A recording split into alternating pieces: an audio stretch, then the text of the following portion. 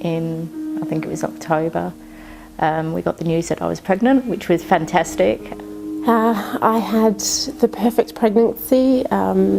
We'd had a very routine, well, we thought was a routine pregnancy, and then at 31 weeks I had what they called a hind water leak. And then they decided at 7 p.m. they were going to fly me down with the Royal Flying Doctor Service, and I left Port Hedland about 9 p.m. And at my 24-week checkup, the obstetrician noticed my blood pressure was high. Then 1 week and 6 days later, I had a bit of a leak, and I thought, oh.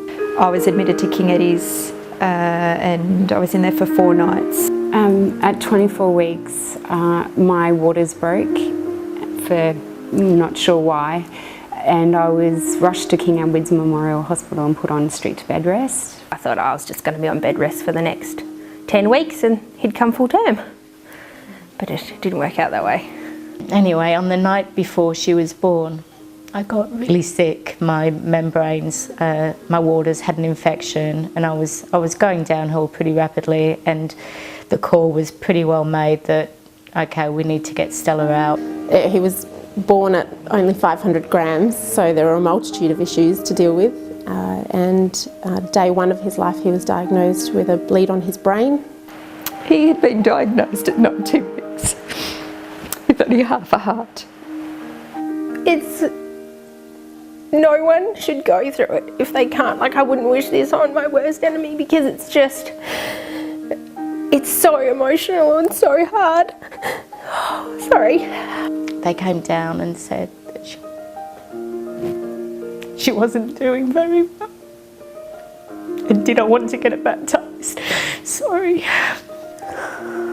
Can't even describe it. I just love going in there, spending as much time as I can with him. When she came out, she had to go straight down to the nursery and get all these tubes put into her and IV lines, and yeah, it took me nearly a day to be able to see her.